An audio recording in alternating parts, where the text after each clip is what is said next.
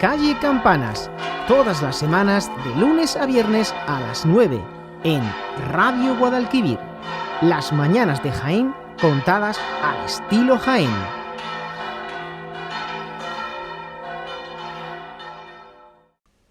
Buenos días, queridos amigos y amigas de Radio Guadalquivir. Bienvenidos de nuevo a un programa Calle Campanas, que emitimos hoy, 4 de febrero del 2022. Al habla, como siempre, y con ustedes, Miguel Segovia.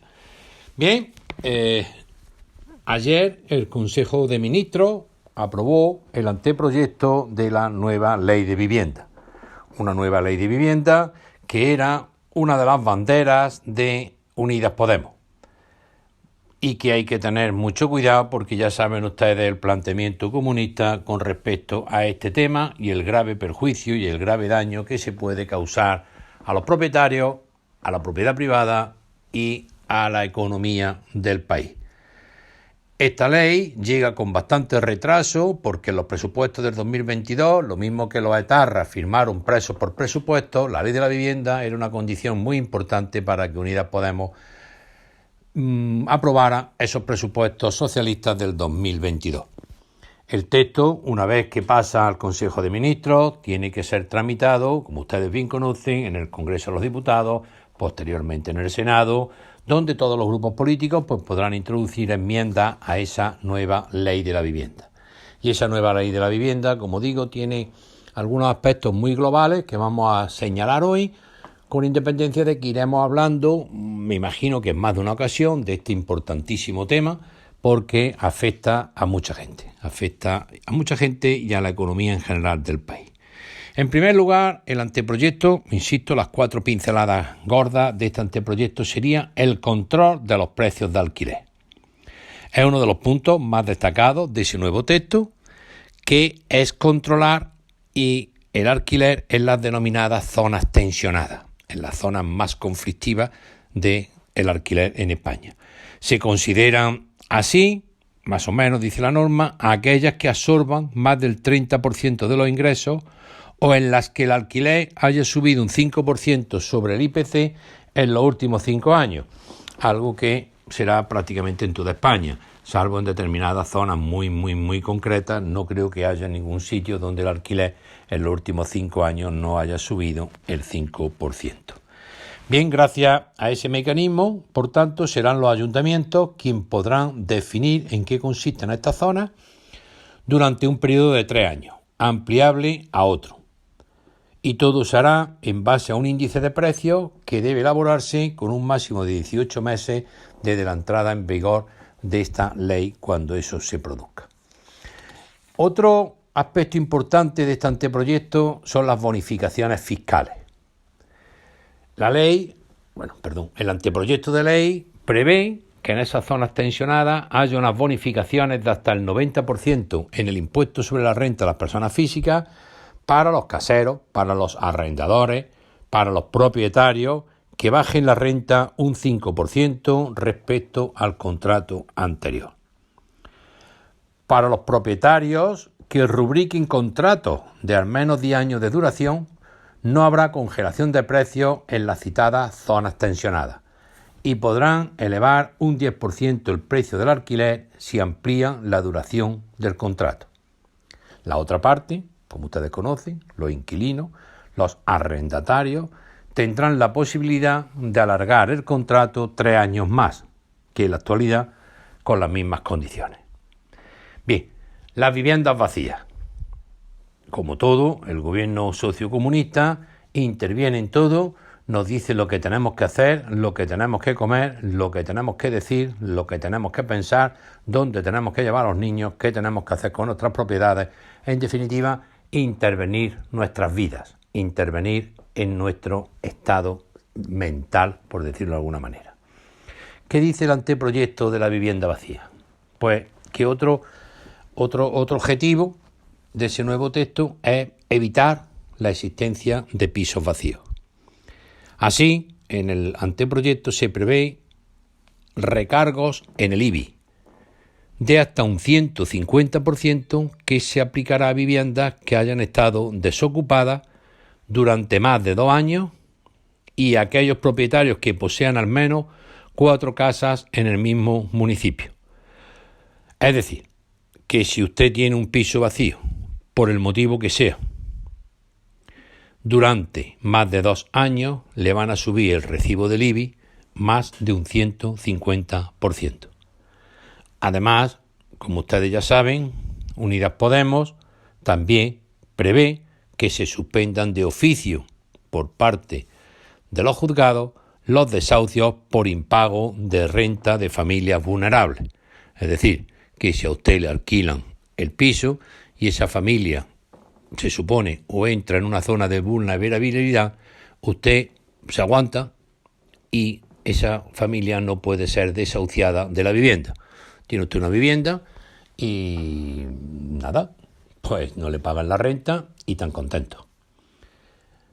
El anteproyecto contempla también un parque público de vivienda. Y en ese parque público de vivienda, ahí hay un matiz con el que yo estoy plenamente de acuerdo. Y es que el parque público de vivienda social no pueda ser enajenado. Es decir, dicho de otra manera, si a usted le dan una vivienda de VPO o una vivienda protegida, sea en alquiler no hay ningún problema, pero sea en propiedad, usted no puede enajenarla hasta que hayan pasado al menos 30 años. Yo lo prohibiría todo, porque si se construye una vivienda de VPO es porque se está construyendo con el dinero de usted, el mío y del de Antonio. Si esa vivienda a usted se la dan, cuando deje de utilizarla o deje de necesitarla, o puede usted comprarse otra vivienda, debería de devolver esa vivienda a quien se la ha facilitado. Si el ayuntamiento hace una promoción pública de vivienda y usted es el beneficiario de una de ellas, magnífico. Cuando terminara de usarla, cuando ya no la necesite, cuando su nivel económico haya sido superior y usted pueda adquirir una vivienda, no se debería de permitir que esa vivienda de VPO se enajenara, sino que se devolviera para que se usara por parte de otra familia. En eso hace hincapié la nueva ley, es decir, que no se pueda enajenar el parque público de vivienda. Por tanto, también se prevé una reserva del 30% de las viviendas que se construyan para vivienda protegida.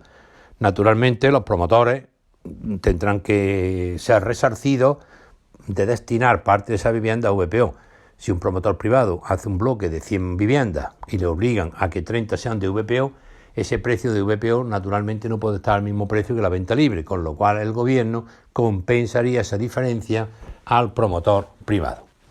Aunque ya saben ustedes normalmente cuál es el concepto de los promotores y en esto de los VPO, y me temo muy mucho que se retraiga bastante la inversión y se retraiga bastante la economía. Además, como todo, hay imprecisiones, hemos visto hay un par de imprecisiones en ese texto normativo en lo que es el concepto de vivienda digna o cómo puede esto afectar al derecho de la propiedad reconocido en la Constitución, a como yo denomino el sacrosanto derecho de la propiedad, un concepto muy arraigado en nuestro país, muy arraigado en nuestra sociedad y que es muy sensible. Por tanto, hay que tocarlo eso y el anteproyecto, en mi opinión, no está bien definido esos conceptos. Lo que sí está claro es que la inversión se va a retraer con esta nueva ley de la vivienda, porque es muy intervencionista y ya saben ustedes que el capital, que la inversión, tanto nacional y sobre todo la extranjera, quieren seguridad jurídica, quieren rentabilidad, quieren obtener beneficios con su lícito trabajo y con su lícita inversión. Mucho me temo, tiempo habrá de que se produzca esto que le estoy diciendo. No obstante, estos son grosso modo las pinceladas que os decía y bueno, pues vamos a ver, porque esto tiene que tener un trámite parlamentario y vamos a ver en qué queda todo esto. Pero eso serían más o menos las ideas fundamentales de este anteproyecto de la vivienda. Bien, y si ustedes están muy cabreados con que el IPC haya subido el 6,5%, ustedes están tremendamente cabreados, como yo, de que la luz se haya disparado de la forma que se ha disparado, si ustedes están tremendamente cabreados con que la gasolina valga ya casi 1,70 euros, ya mismo va a estar peor que los Cuba Libres, si usted está cabreada o cabreado porque a los autónomos le van a meter otro gatillazo en las cuotas, si usted está cabreado porque la cesta de la compra se ha incrementado poderosamente, si usted está enfadado porque están todos los presos etarras prácticamente en la calle, si está usted cabreado, pues ya tiene usted un mecanismo para expresar su opinión. Y es que Comisiones Obreras y UGT de Jaén y en otras provincias de Andalucía han convocado una huelga para el 19 de febrero. Ah, perdona, pero no es para todo eso. No es para la luz, ni para el IPC, ni para la gasolina, ni para... No.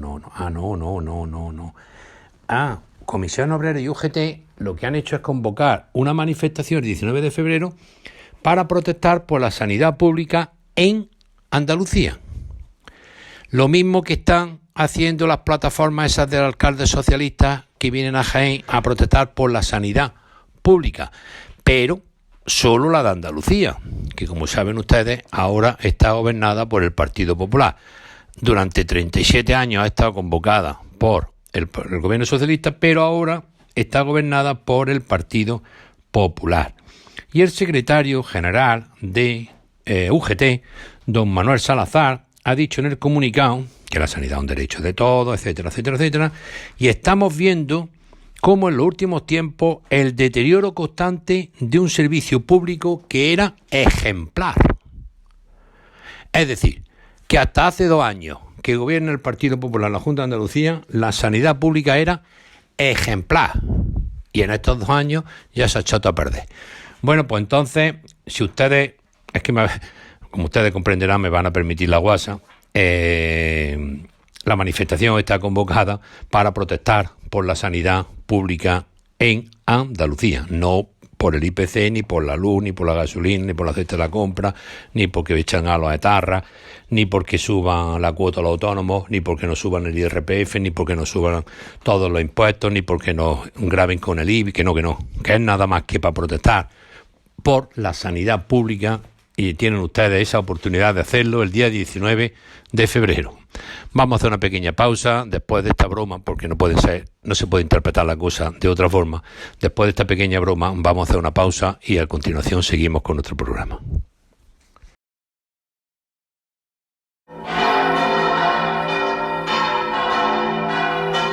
Calle Campanas, todas las semanas de lunes a viernes a las 9 en Radio Guadalquivir.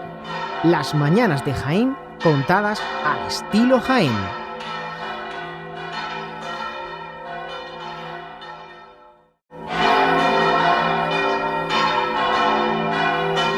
Calle Campanas, todas las semanas de lunes a viernes a las 9 en Radio Guadalquivir. Las mañanas de Jaén contadas al estilo Jaén.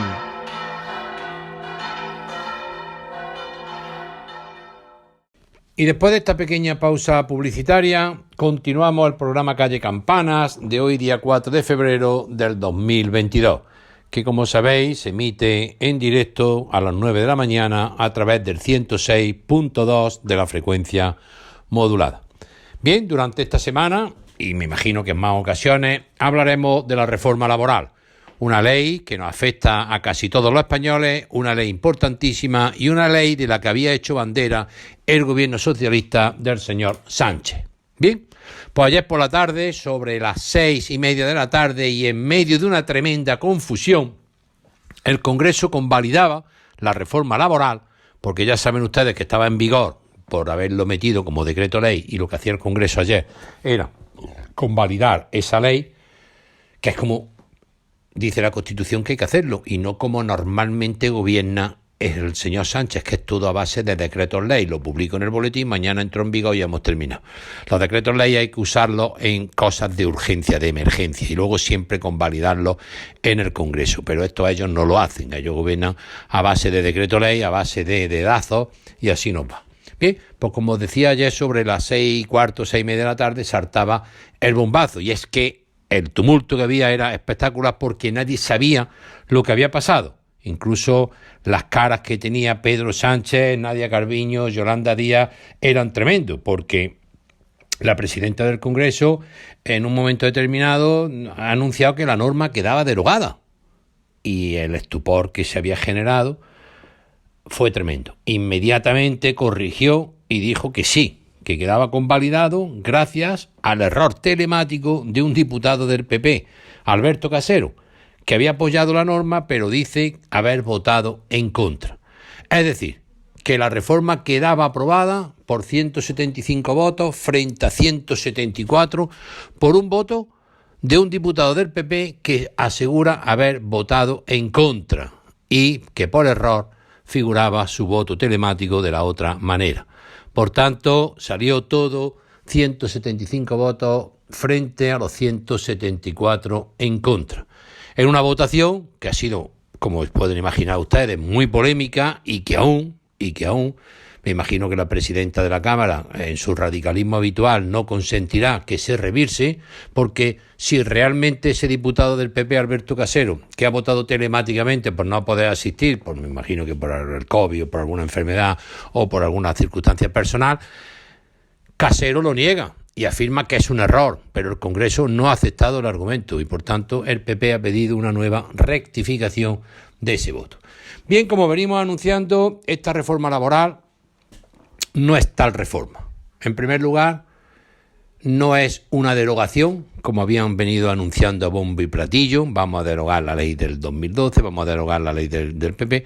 No, simplemente ha sido unos pequeños retoques que hacen más hincapié en la temporalidad de los contratos, que se reducen a unas circunstancias muy específicas, de tal manera que los contratos deben de ser indefinidos. Pero no nos engañemos.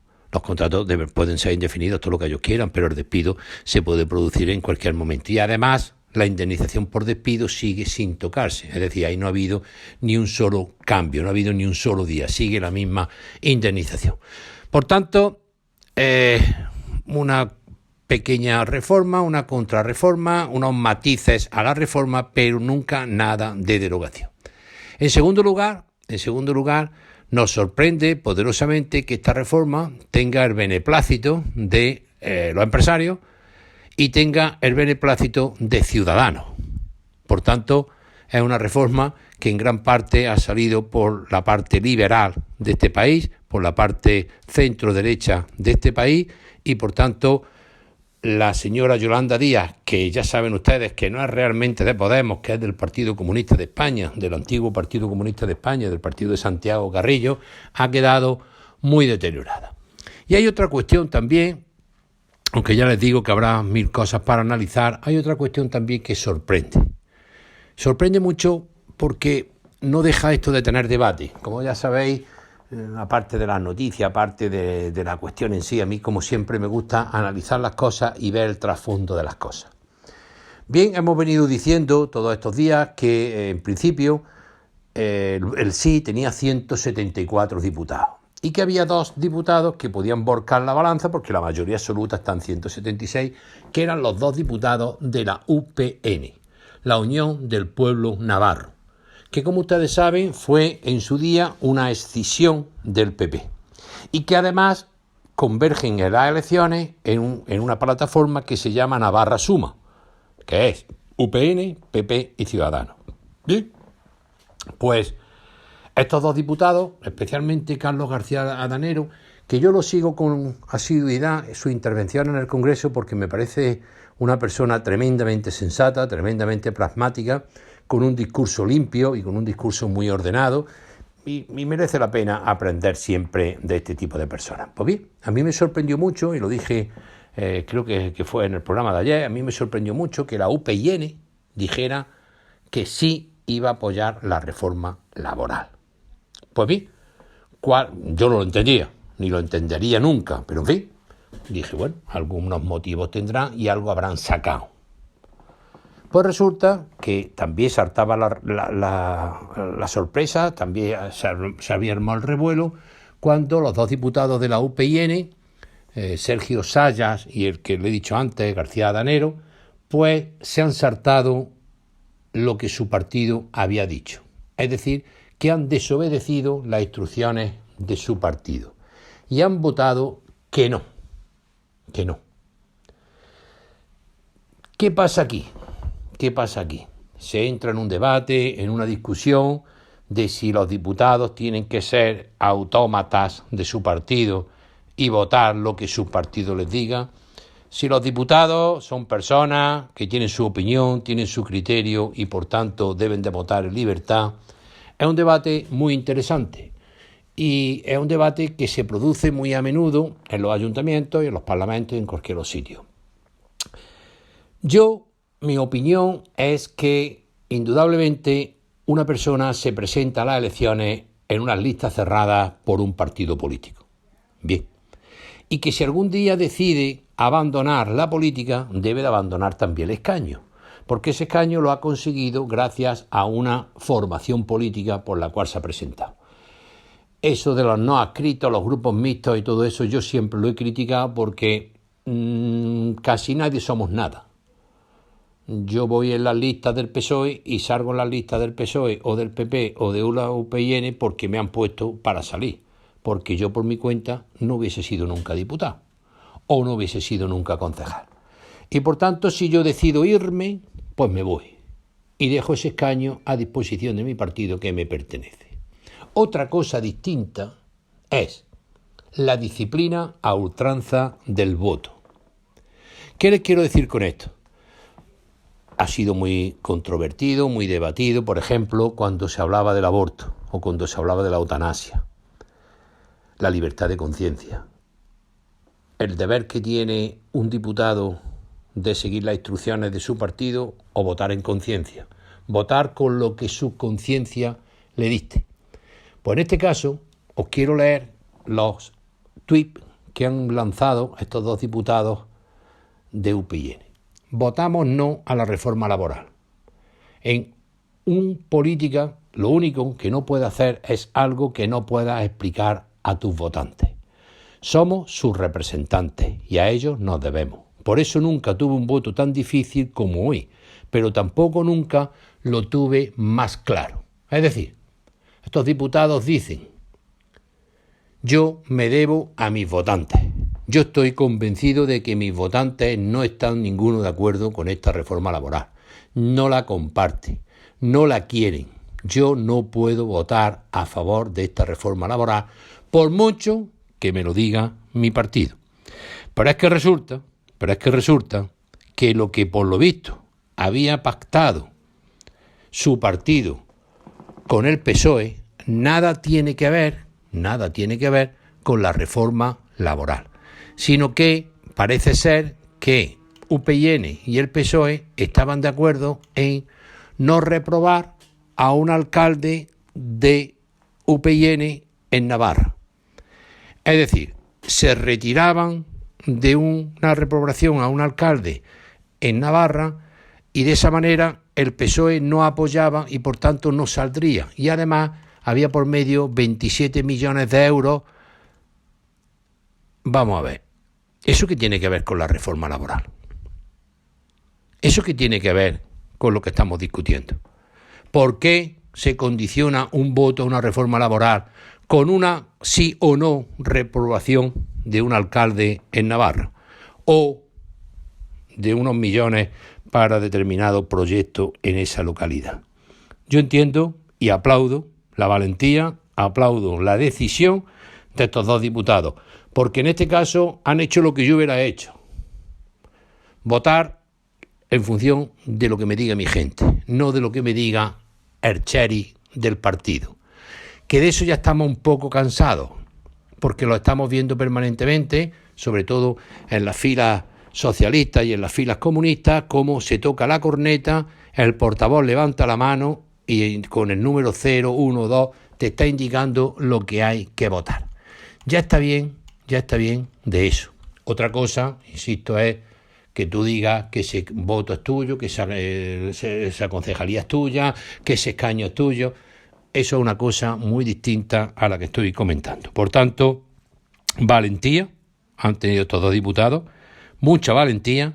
Indagaremos más y nos enteraremos a ver qué ha pasado realmente con ese mal rollo que se han traído, porque no sé a qué viene ese trueque de yo te voto a cambio de que tú me apoyes, a que un alcalde de Navarra no sea reprobado, en fin, algo que en mi opinión no tiene nada que ver con esto y por tanto aplaudo la decisión de esos dos diputados. Insisto, es un debate muy interesante, es un debate que podríamos estar aquí en tertulias, charlando y hablando durante mucho tiempo, porque cada uno tiene su opinión al respecto. Yo he expresado la mía y me imagino que cada uno de ustedes pues tendrán su opinión. Si yo no estoy a favor del aborto, es muy difícil la eutanasia.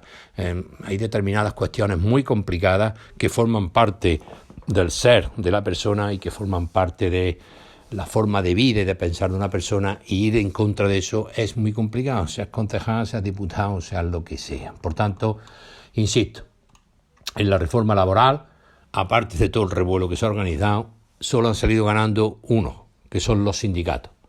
Los sindicatos que habían perdido toda su fuerza, que habían perdido toda su representación con los convenios de empresa. Ya saben ustedes que en la reforma del 2012 el PP introdujo que lo que tenía prevalencia era el convenio de empresa.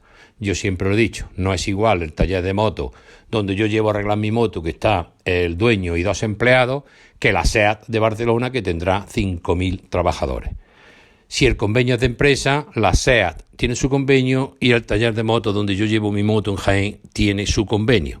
Y entre ellos se organizan. De la otra manera, han vuelto otra vez a la prevalencia de los convenios autonómicos y nacionales, de tal manera que ahora el convenio será el del metal, y el del metal afecta a la SEAT lo mismo que le afecta al taller donde yo llevo a arreglar mi moto. Y no creo que eso sea muy justo.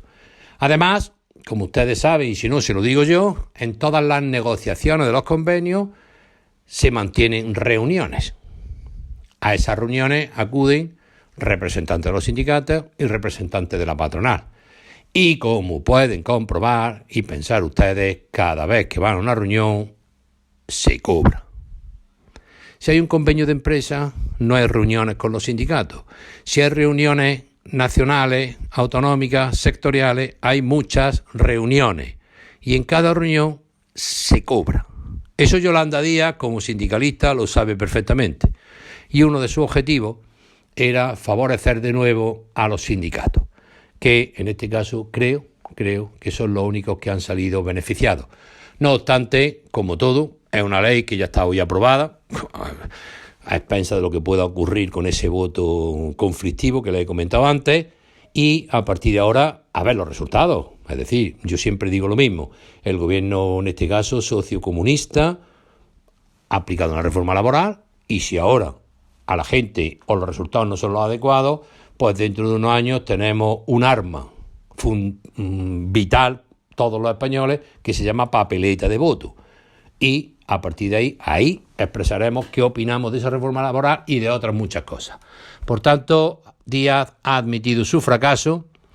Pedro Sánchez logra sacar la reforma laboral sobre la marcha, pero basándose en una patronal y basándose en Ciudadanos y basándose en otros partidos de corte muy liberal.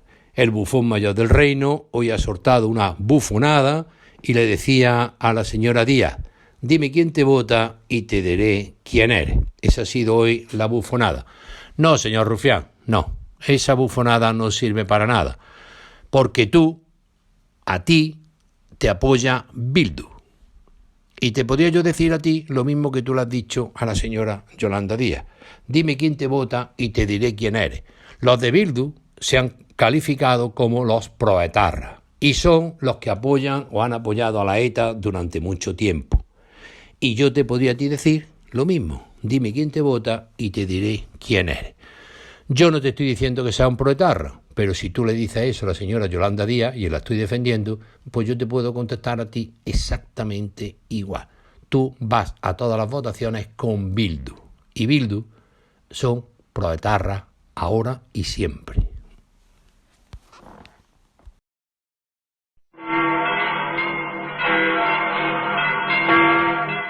Para desatrancar la política de Jaén, tenemos a Miguel Segovia. Para cañerías y demás, Tudisa, tu empresa de desatranques, patrocina calle Campanas, en Radio Guadalquivir.